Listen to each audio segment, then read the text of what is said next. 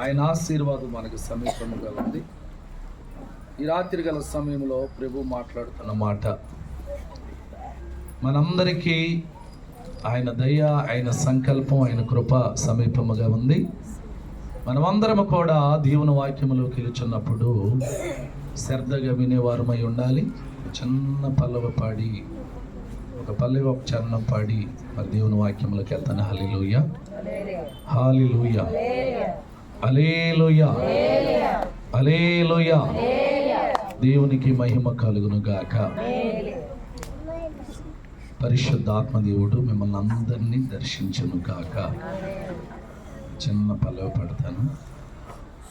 నమ్మకమైన దేవుడవైనా నీవే చాలు యేసయ్యా, నమ్మకమైన దేవుడవైనా నీవే చాలు యేసయ్యా.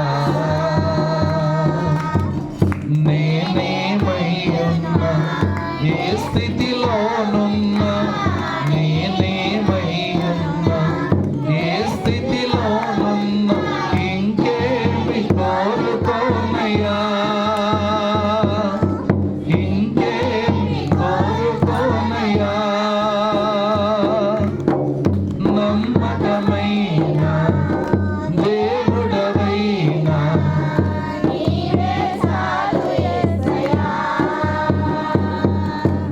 ఆప్తులైన వారే ఆని చెయ్య చూసిన మిత్రులే నిలవకుండెనా, ఆప్తులైన వారే ఆని చెయ్య చూసిన మిత్రులే నిలవకుండెనా.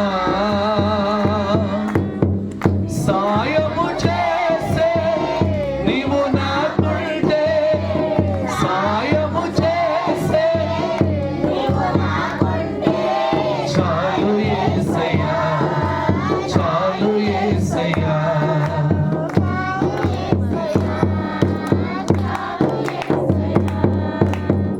నమ్మకమైన దేవుడవైనా నీవే చాలు యేసయ్యా.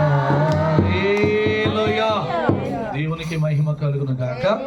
మంచిది. ఎక్కువ సమయం తీసుకొని 2 మాటలు చెప్పి నేను ముగిస్తాను. దేవుని వాక్యం, ఒక వ్యక్తి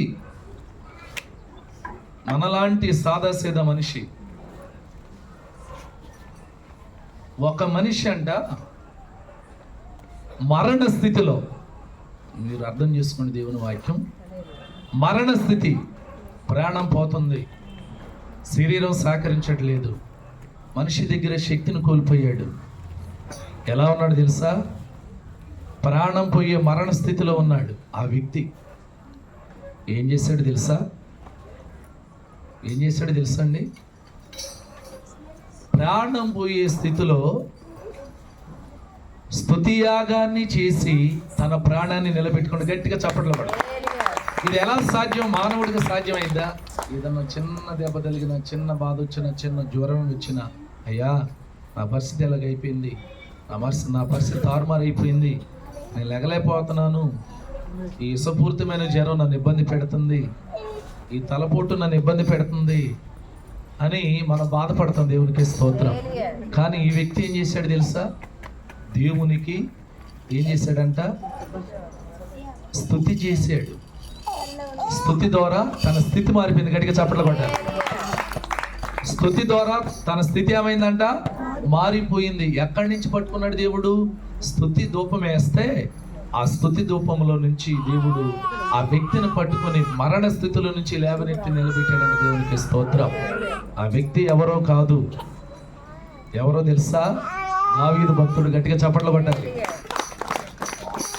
దేవుడు ఏమన్నాడు? నా హృదయాన సారుడు. గట్టిగా చప్పట్లు కొడదాం. ఎంత గొప్ప మాట అండి. ఈ రాత్రి గల సమయంలో ఒకసారి చూడండి, ఆయనకు వచ్చిన ప్రమాదం ఏంటి, ఆయనకు వచ్చిన ఇబ్బంది ఏంటి, ఆయన స్తుతి చేస్తే ఆయన స్థితి ఎలా మారింది. మనం కూడా ఒకసారి ఆలోచించాలి. ఈ వాక్యము ద్వారా మనం చాలా నేర్చుకోవాలి. ఈ వాక్యము ద్వారా మనం స్తుతి చేయాలి. ఈ వాక్యము ద్వారా మనం స్తుతి చేసినప్పుడు మన స్థితి మారిపోతుంది. దేవునికి స్తోత్రం. ఎప్పుడైనా ఒకసారి చూడండి, స్తుతి ద్వారా మన స్థితి మారుతుంది. ఒకసారి చూడండి, పరిశుద్ధ బైబిల్ గ్రంథంలో మీరే చదవాలి దేవుని వాక్యం. 30వ కీర్తన, ఒకసారి 30వ కీర్తన చూడండి పరిశుద్ధ బైబిల్ గ్రంథంలో. 30వ కీర్తన తీసారా? 30వ కీర్తన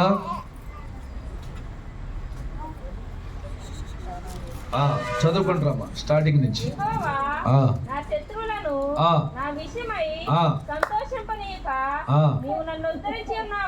చూసారండి, యెహోవా నా శత్రువుల విషయమై సంతోషింపనివ్వక. శత్రువులు ఎలా ఉన్నారు తెలుసా? శత్రువులు దావీదుకి వచ్చిన ఆ బాధను చూసి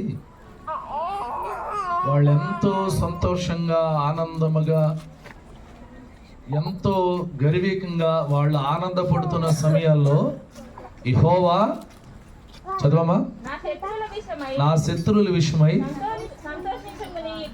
సంతోషింపనివ్వక నీవు నన్ను ఉద్ధరించి ఉన్నావు. గట్టిగా చప్పట్లు కొడదాం. ఏం చేశాడు? ప్రభు దగ్గరికి నువ్వు వస్తే, ప్రభువును నువ్వు ఆరాధిస్తే, ప్రభు పైన నువ్వు ఆనుకొని ఉంటే, ప్రభువును నువ్వు నమ్ముకొని ఉంటే, నీ శత్రువుల విషయమై. శత్రువు ఏం చేస్తాడు చెప్పండి ఒకసారి, మీకు తెలుసా? శత్రువు ఏం చేస్తాడు? అతను అనుకునే భావం ఏంటి తెలుసా? వీడెప్పుడు ఇదైపోతాడు, వీడెప్పుడు చనిపోతాడు, వీడెప్పుడు దెబ్బతింటాడు, వీడెప్పుడు పాడైపోతాడు, వీడెప్పుడు, మనం అనకూడదండి రకరకాలుగా. కానీ ఇక్కడ దావీదు భక్తుడు మాట్లాడుతున్న మాట ఇది చాలా గొప్ప మాట. ఏమన్నాడంటే, యెహోవా ఇదిగో నా శత్రువుల విషయమైన వారిని, ఇదిగో మాట్లాడుతున్న మాట, ఇదిగో సంతోషింపనియుక నీవు నన్ను ఉద్ధరించి ఉన్నావు.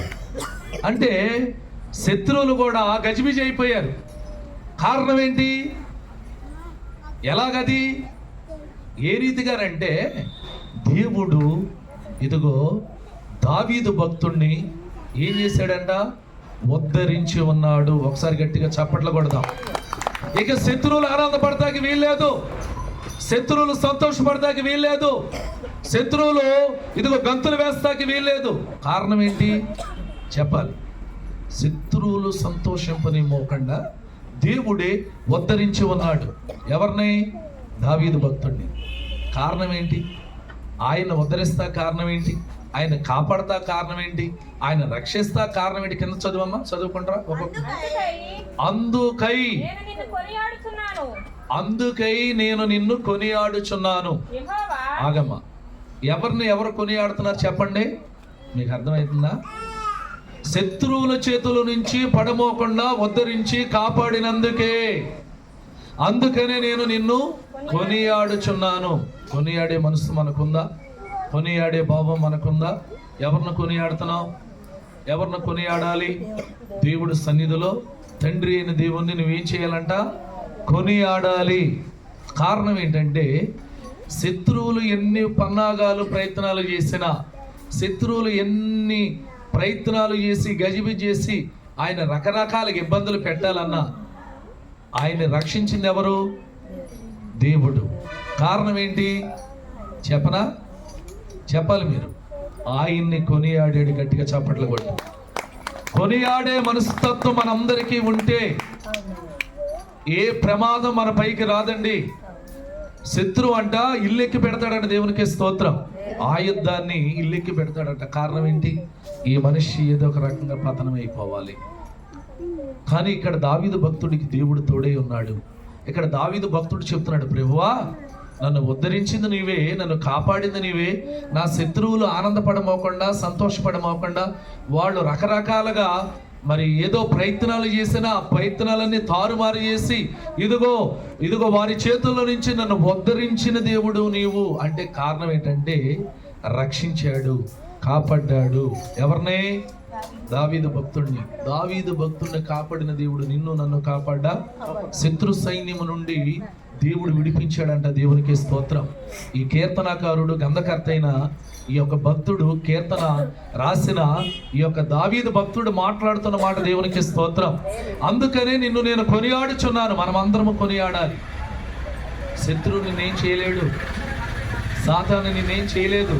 ఆయన కొనియాడే మనస్సు కలిగిన ఉంటే ఈ రాత్రి గల సమయంలో నీ పైకొచ్చిన ఎట్టు ప్రమాదమైన దేవుడు ఏం చేస్తానంటున్నాడు? ఉద్ధరిస్తానంటున్నాడు.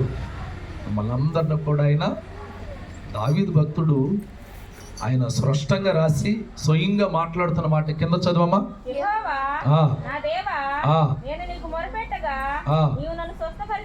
ఇదిగోండి, స్వస్థత కావాలి అని అంటే, స్వస్థత నువ్వు పొందుకోవాలి అని అంటే, స్వస్థత నీ కలగాలి అని అంటే, ఇదిగో స్వస్థత నీ పైకి రావాలి అని అంటే ఏం చేశాడు ఆయన? ఆ భక్తుడు దావీదు భక్తుడు ఏం చేశాడు?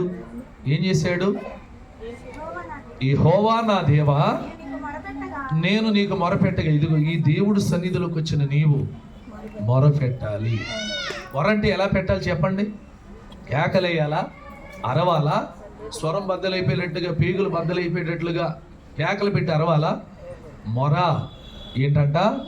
విజ్ఞాపన ప్రార్థన. నువ్వు చేసే ప్రార్థన ధవళ సింహాసనమందున్న ఆసీనుడు కదిలించబడాలి. గట్టిగా చప్పట్లు కొట్టు. ఎవరంట ఆయన? ధవళ సింహాసనమందున్న ఆసీనుడు. ఈ రాత్రి గల సమయంలో నీ మొర ఎక్కడికి చేరుతుంది? ఇక్కడ ఆగిపోతుందా? మధ్యాకాశంలో ఆగిపోతుందా?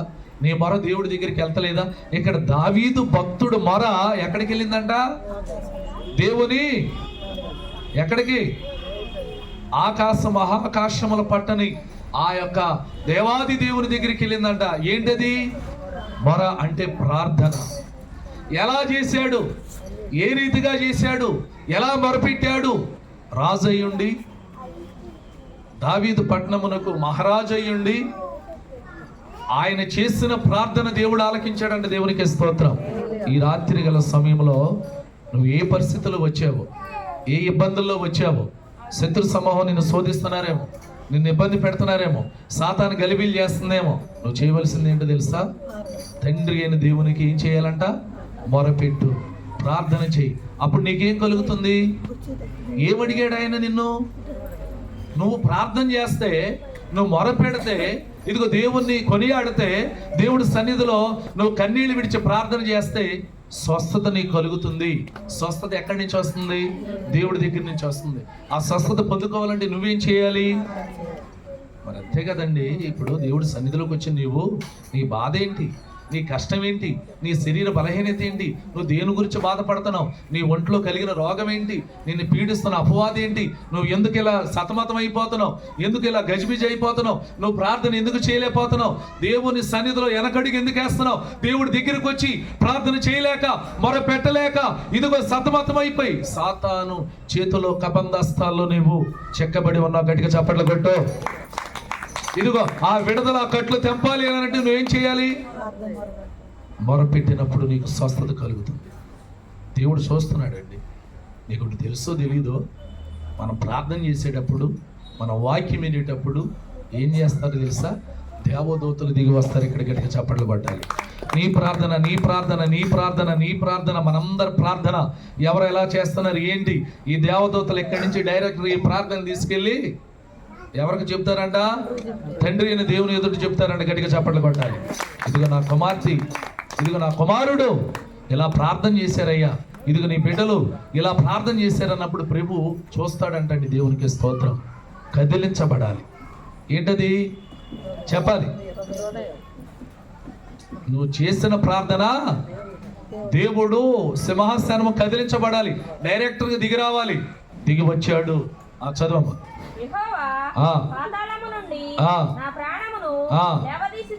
ఇదిగో ఎలా ఉంది ఆయన పరిస్థితి అంటే, పతో పాతాళం, అది భయంకరమైన వేదన. అక్కడ ఎలా ఉండిద్దంటే చాలా ప్రమాదకరమైన విషయం. అగ్ని ఆరదు, పురుగు సావదు, మనిషి కాల్తానే ఉంటాడు. అది భయంకరమైన ఆఘాతం, భయంకరమైన ప్రమాదం. ఇదిగో ఎక్కడుందంట ఆయన ప్రాణం? పాతాళముల నుంచి లేవదీశాడంట. ఇది చాలా గొప్ప విషయం అండి.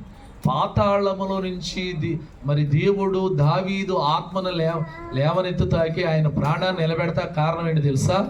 ప్రార్థించాడు, కొనియాడాడు, మొరపెట్టాడు. ఇదిగో నా దేవుడు నన్ను ఉద్ధరించి ఉన్నాడని సంతోషంగా ఆనందముగా ఏం చేస్తున్నాడు? అక్కడ సాక్ష్యాన్ని వివరిస్తున్నాడు. గట్టిగా చప్పట్లు కొట్టాలి. ఏ సాక్ష్యం కలిగి ఉన్నావు ఈ రాత్రి గల సమయంలో? నీవు దేవుడు సన్నిధిలోకి వచ్చిన నీవు ప్రార్థన చేస్తున్నావా? మొరపెడుతున్నావా? ఇదిగో మరి దేవుడు నన్ను ఉద్ధరించాడని సాక్ష్యాన్ని వివరిస్తున్నావా? ఇక్కడ దావీదు భక్తుడు, దావీదు మహారాజు చెప్తున్న మాట ఏంటంటే, ఇదిగో నేను మొరపెట్టగా దేవుని దగ్గర నుంచి నాకు స్వస్థత వచ్చింది. ఏంటి ఆ స్వస్థత అంటే, పాతాళం నుంచి ఆయన ప్రాణాన్ని ఏం చేశాడంటే దేవుడు లేవదీశాడు. ఇది ఎవరికి సాధ్యం? మనుషులకు సాధ్యం కాదు, మన దేవుడికి సాధ్యం. ఈ రాత్రి గల సమయంలో అలా నువ్వు ఉన్నావేమో, నీ పరిస్థితి అలాగైపోయిందేమో, పాతాళంలోకి వెళ్ళిపోతుందేమో నీ ఆత్మ. ఇదిగో నీ ప్రాణం అలా కృంగిపోతుందేమో. నా ప్రభు నువ్వు ఆరాధిస్తున్న దేవుడు ఏం చేస్తానన్నాడు? లేవనెత్తుతానన్నాడు. గట్టిగా చప్పట్లు కొట్టాలి. మన దేవుడు ప్రాణం తీసేవాడు కాదండి. ఆయన పరిస్థితి అలాగైపోయింది. ఎవరిది? దావీదు మహారాజుది. చూద్దాం, ఆ వాక్యంలో ఉన్న సారాంశాన్ని తెలుసుకుందాం. ఇక్కడ పాతాళము నుంచి దేవుడు ఆయన ప్రాణాన్ని లేవదీశాడు. గొయ్య అనగా ఏంటి? సమాధి కార్యక్రమం. ఈ సమాధి కార్యక్రమంలో ఏం జరిగిందంట? గోతులోకి వెళ్ళే సమయం ఆసన్నమైందంట. అంటే ఆయన పరిస్థితి ఎలా ఉందంటే, మరణం ప్రారంభమైంది. ఇక ఆయన భూస్థాపితన కార్యక్రమంలో ఉన్నట్లుగా ఉన్నాడు. నేను గోతులోకి వెళ్ళమోకుండా నన్ను లేవదీసిన నా దేవుడు నన్ను బ్రతికించి ఉన్నాడు. గట్టిగా చప్పట్లు కొడదాం.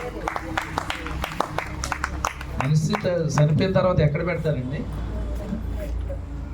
అది కనపడిపోతుంది ఆయనకి. ఎవరికి? మహాభక్తుడు దావీదు మహారాజుకి ఏం కనపడుతుందంట? ఏం కనపడుతుంది? చూసారండి, ఉయ్యనగా ఏంటండి? మరణం అండి. అక్కడి నుంచి దేవుడు ఏం చేశాడంట? ఏం చేశాడమ్మా? బ్రతికించాడు. అంటే ఇక్కడ ఏంటంటే, చనిపోయే మనిషి, సమాధిలోకి వెళ్ళిపోయే మనిషి, మరి ఆ సమాధి కార్యక్రమం చేయవలసిన మనిషి దేవుడు ఏం చేశాడంట? బ్రతికించాడు. కారణం అనేది మీరు ఆలోచించండి. ఈయన బ్రతికిస్తాకి, ఈయన నిలబెడతాకి, ఈయన పాతాళం నుంచి లేవనెత్తుతా కారణం ఏంటి చెప్పండి? మీరు ఇప్పటి వరకు వాక్యం విన్నారుగా. ఆయన పాతాళం నుంచి లేవనెత్తుతాకి, సమాధుల నుంచి బయటికి తీస్తాకి, శత్రువుల చేతుల నుంచి కాపాడతాకి ఏంటి కారణం? ఇంకా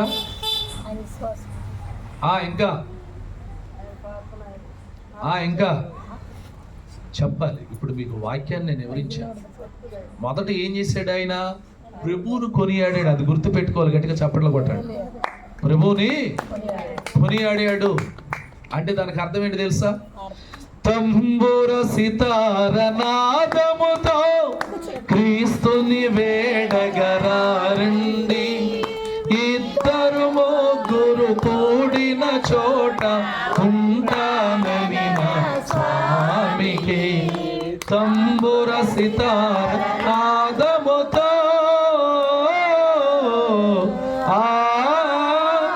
ప్రతి హృదయం ప్రభు మందిరమై వెలుగులతో వెలసిల్లి మీ శోధనలను క్షమిదిలుగా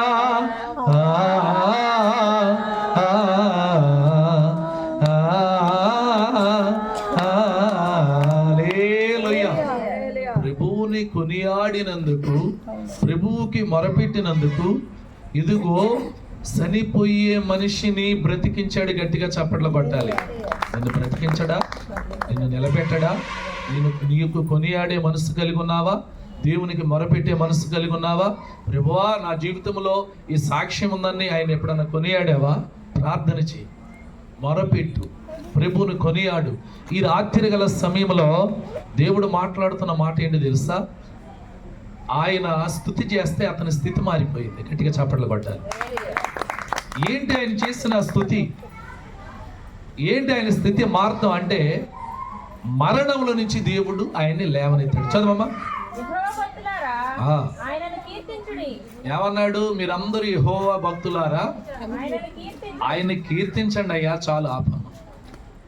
ఇంకెంతకాలం మౌనంగా ఉంటావు? ఇంకెంతకాలం మొబ్బు మాగన్నుగా ఉంటావు? ఎక్కడ వేసిన గొంగడు అక్కడేనా? యెహోవా భక్తులారా, నేను మహారాజుని చెబుతున్నా, దావీదు భక్తుణ్ణి. ఏమని చెబుతున్నానంటే ఆయన గొప్పవాడు. నేను ఎక్కడ రాజుని, రాజులకి రాజు, రాజు ఎక్కడున్నాడంట? ఆయన ధవళ సింహాసనం ముందు. గట్టిగా చప్పట్లు కొట్టాలి. అత్యున్నత సింహాసనం ముందు ఆసీనుడే ఉండగా పరిశుద్ధుడు పరిశుద్ధుడు పరిశుద్ధుడు పరిశుద్ధుడు అని దేవదూతలు, ఇదిగో కోట్లాది దేవదూతలు నా దేవుడు పరిశుద్ధుడని గాన ప్రతి గానాలతో ఆయన కొనియాడుతున్నారంటే గట్టిగా చప్పట్లు కొడదాం. ఇంకెన్ని రోజులు మౌనంగా ఉంటారయ్యా? ఇంకెన్ని రోజులు బలహీనులుగా ఉంటారయ్యా? ఇంకెన్ని రోజులు మీరు ఇదిగో నీరసంగా ఉంటారు? మీరు ఏం చేయాలి? యెహోవా భక్తులారా, మీరందరూ కూడా ఎవరిని కీర్తించాలి? ఏం చేయాలంట? కీర్తించాలి. అంటే ఏం చేయాలి తెలుసా? స్వరమెత్తి, గళమెత్తి ఏం చేయాలంట? స్తుతి కీర్తనీయుడా, ఘనమైన నీ ప్రేమ నా హృదయ వీణపై శృతి చేసి పాడనా. నిజమైన మాట. ఎక్కడి నుంచి రావాలి స్థుతి? ఇక్కడి నుంచి కాదు కానీ పెదాల నుంచి, హృదయాంతరంగాల నుంచి రావాలి. మనమందరం కూడా యెహోవా భక్తులమై ఉన్నాం. మనం ఏం చేయాలంట? ఆయన్ని. యథార్థమైన మాట. మౌనంగా ఉండకూడదు. నీ పాట మనుషులు వింటున్నారా? నీ పాట మనుషులు మెచ్చుకుంటారు, పక్కన పెట్టే. దేవుడు అన్నాడు, మనుషులు మెచ్చుకునేవాడు యోగ్యుడు కాడు. దేవుడు మాట్లాడుతున్నాడు, నేను మెచ్చుకున్నవాడు యోగ్యుడు. దేవునికి స్తోత్రం. ఆ స్వరం ఎలా ఉంది? నేను పాడుతున్నాను ఏమన్నా అనుకుంటారేమో. ప్రార్థన చేయమంటే గడగడలాడిపోయి నేను ప్రార్థన చేస్తే పక్కన వాళ్ళు ఏమన్నా రకరకాలుగా. వద్దు. నువ్వు నిలబడింది దేవుడి సన్నిధిలో, నువ్వు మోకరించింది దేవుడి సన్నిధిలో, నువ్వు మొరపెట్టేది దేవుడి సన్నిధిలో. ఎందుకు భయపడుతున్నావు? ఎన్ని రోజులు ఇక నీకు ఆ పిరికితనం కలిగిన జీవితం కలిగి ఉన్నావా? దేవుడు అంటున్నాడు, నీకు నేను పిరికితనం కలిగిన ఆత్మనివ్వలా. యథార్థమైన మాట. మరి ఏ ఆత్మనిచ్చాడు? ధైర్య శక్తి కలిగిన ఆత్మ. నా బిడ్డలు సింహాన్ని పూలు ఉంటారు అన్నాడు. గట్టిగా చప్పట్లు కొట్టు. యోధా గోత్రపు పదమ సింహం ఎవరో? మనం ఆరాధిస్తున్న దేవుడు. రాత్రి గల సమయంలో మనమందరం యెహోవా భక్తులమై ఉన్నాం. కీర్తించాలి, ఘనపరచాలి, ఆయన ఆరాధించాలి. ఈ భావాలు కలిగి ఉండాలి. చప్పట్లు కొట్టు, పాట పాడు, ప్రార్థన చెయ్యి. నీవు అసలు దేని గురించి ఆలోచించొద్దు. ప్రభు